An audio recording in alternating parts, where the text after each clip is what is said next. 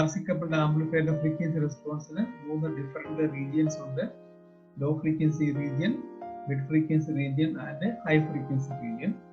Gain decreases both at the low frequency region and in the high frequency region. So the gain decreases in the low frequency due to the presence of three capacitors, Cin, Cs and Cout. The low frequency response of a BJT amplifier and an FET amplifier is identical because the low frequency response is determined by the three capacitors, namely Cin, the bypass capacitor and the output capacitor.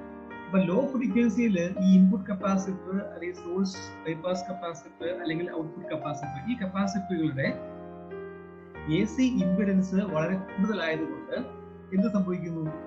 Input വോൾട്ടേജിനെ effective ആയിട്ട് ഗേറ്റിലേക്ക് കൊടുക്കുവാൻ Cin സാധിക്കുന്നില്ല because of it's impedance. കുറച്ച് voltage അവിടെ drop ചെയ്ത് പോകുന്നു. അതുപോലെ ഔട്ട്പുട്ട് കപ്പാസിറ്റർ എന്ത് സംഭവിക്കുന്നു? ആംപ്ലിഫൈ ചെയ്ത ഔട്ട്പുട്ട് സിഗ്നലിനെ എഫക്റ്റീവ് മുഴുവനായിട്ടും ഔട്ട്പുട്ട് ലോഡിലേക്ക് ട്രാൻസ്ഫർ ചെയ്യാൻ ഈ ഔട്ട്പുട്ട് കപ്പാസിറ്റർ സാധിക്കുന്നില്ല because of its large AC impedance at low frequency. ഈ മൂന്നാമത്തെ കപ്പാസിറ്റർ സോഴ്സ് ബൈപാസ് കപ്പാസിറ്റർ ആണ്. ഈ സോഴ്സ് ബൈപാസ് കപ്പാസിറ്ററിന് ലോ ഫ്രീക്വൻസിയിലെ AC ഇംപെഡൻസ് കൂടുതലായിരിക്കും. അപ്പോൾ എന്ത് പറ്റും? എഫക്റ്റീവ് ആയിട്ട് AC സിഗ്നൽസ് CS വഴി ബൈപാസ് ചെയ്യാൻ കഴിയാതെ വരുന്നു. So there will be a voltage drop across RS. That voltage drop will act as a negative feedback or will reduce the voltage gain of the amplifier. അപ്പോൾ നമുക്കറിയാം bypass capacitor ഒഴിവാക്കിയാൽ gain ഒരുപാട് കുറയുന്നു. കാരണം bypass capacitor ഇല്ലെങ്കിൽ AC voltage മുഴുവൻ RSൽ drop ചെയ്യും. അപ്പോൾ ലോ ഫ്രീക്വൻസിയിൽ ബൈപാസ് കപ്പാസിറ്ററിന്റെ എഫക്ട് തീരെ കുറയുന്നതോടെ അതിനനുസരിച്ച് RS നെക്രോസ് ആയിട്ട് ഒരു വോൾട്ടേജ് ഡ്രോപ്പ് ഡെവലപ്പ് ചെയ്യുന്നു. അപ്പൊ RS ഷോർട്ട് സർക്യൂട്ട് ആകുന്നില്ല. അപ്പൊ ഡിനോമിനേറ്ററിലെ ആ ടേം കുറേശ്ശെ ഡെവലപ്പ് ചെയ്യുന്നു. അങ്ങനെ വോൾട്ടേജ് ഗെയിൻ കുറയുന്നു. അപ്പൊ ഈ മൂന്ന് കപ്പാസിറ്റേഴ്സിന്റെയും കമ്പൈൻഡ് എഫക്ട് കൊണ്ടാണ് വോൾട്ടേജ് ഗെയിൻ ലോ ഫ്രീക്വൻസിയിൽ ഒരുപാട് കുറയാനുള്ള കാരണം. In the mid frequency region, all the capacitors are acting as short circuit. So the Cin will be acting as a short circuit, Cout will be acting as a short circuit, and bypass capacitor is also acting as a short circuit, perfectly working as an amplifier, which produces a gain of -Gm into Rd. Now, when the frequency increases to a high value, junction capacitance arises. Capacitance, because gate source is a reverse pass PN junction, there is a depletion layer. That capacitance is called transition capacitance. So CGS.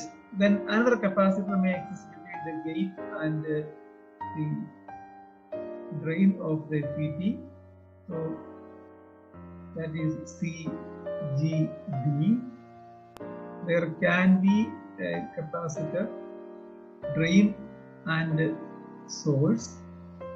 In addition to this, there will be a wiring capacitance. This is called wiring capacitance at the input side. Similarly, there will be another wiring capacitance may exist, that will be called CWO. So two wiring capacitors, CWI and CW0. Junction capacitance, that is between the gate and the source and between the gate and the drain. So whenever there exists a 180-degree phase difference between the input and output, we have discussed another type of capacitance that is called the Miller capacitance. These three capacitors, Miller capacitors, will be coming at both at the input and the output. Then there is junction capacitance, there is wiring capacitance. Because of these three different types of capacitors appearing across different portions of the amplifier, decreases the gain of the amplifier in the high frequency region. So these capacitors are virtually acting as an open circuit in the low frequency region and in the mid frequency region. So there is no effect. But in the high frequency region, these capacitors are start appearing, and at very high frequency, these capacitors are acting as a short circuit.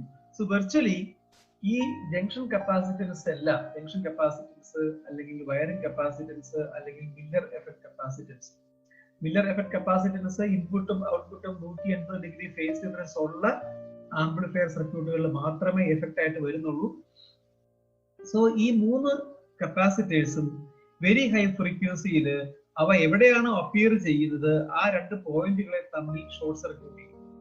So CWIN എന്ന് പറയുന്ന wiring capacitance അത് ഇൻപുട്ടിനെ short circuit ചെയ്തു, input voltage സോഴ്സിനെ short circuit ചെയ്യും.